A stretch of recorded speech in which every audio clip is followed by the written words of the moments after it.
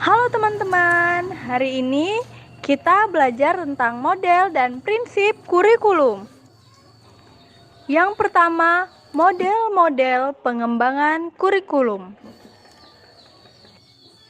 1. Fragmented. Model fragmented adalah model pembelajaran tradisional yang memisah-misahkan disiplin ilmu atas beberapa mata pelajaran seperti matematika, sains, ilmu sosial, bahasa, dan seni. Yang kedua, connected. Model connected berusaha menghubungkan satu konsep dengan konsep lain, topik satu dengan topik lain, satu keterampilan dengan keterampilan lain, ide yang satu dengan ide lain tetapi masih dalam lingkup satu bidang studi, misalnya IPA atau IPS. Yang ketiga, nested. Model nested merupakan model yang memadukan berbagai bentuk keterampilan, yaitu keterampilan sosial atau social skill, keterampilan berpikir atau thinking skill, dan keterampilan isi, content specific skill, ketika membahas suatu topik. Yang keempat yaitu squared. Pada model squared, topik-topik atau unit-unit antar mata pelajaran diatur dan diurutkan secara tepat satu sama lain. Materi dari dua mata pelajaran yang berhubungan dapat diurutkan untuk diajarkan secara paralel. 5. Yaitu syarat.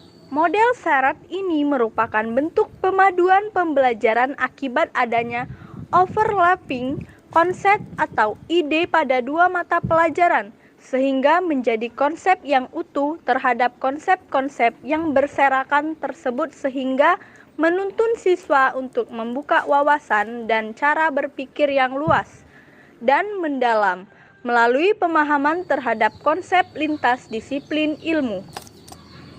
Yang keenam, Webbed. Model Webbed ini mewakili pendekatan tematik untuk memadukan materi subjek.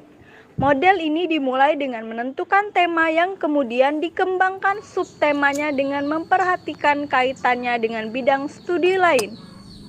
Oke, yang ketujuh, Threaded. Model Threaded merupakan model pemaduan kurikulum berfokus pada meta kurikulum. Pembelajaran dengan model ini ditempuh dengan cara mengembangkan gagasan pokok yang merupakan benang merah atau galur yang berasal dari konsep yang terdapat dalam berbagai disiplin ilmu. Dan yang kedelapan, integrated. Model integrated dimulai dengan mengidentifikasi konsep, keterampilan, sikap yang overlap pada beberapa bidang studi. Yang kesembilan, immersed. Model immersed dirancang untuk membantu siswa dalam menyaring dan memadukan berbagai pengalaman dan pengetahuan dihubungkan dengan medan pemakaiannya.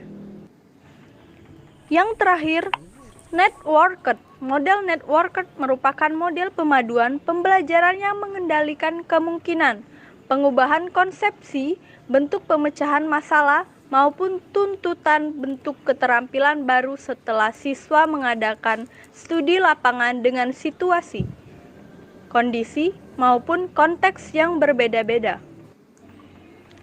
Oke, kita lanjut ke pembahasan yang kedua, yaitu prinsip-prinsip pengembangan kurikulum.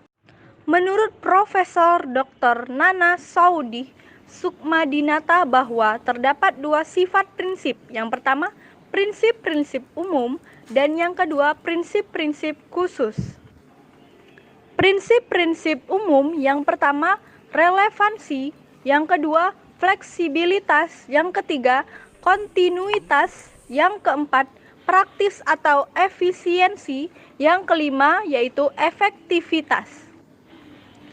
Yang kedua, prinsip-prinsip khusus, yaitu yang pertama, prinsip berkenaan dengan tujuan pendidikan, yang kedua, prinsip berkenaan dengan pemilihan isi pendidikan, tiga, prinsip berkenaan dengan pemilihan proses belajar mengajar, empat, prinsip berkenaan dengan pemilihan media dan alat pengajaran, yang kelima, prinsip berkenaan dengan pemilihan kegiatan penilaian.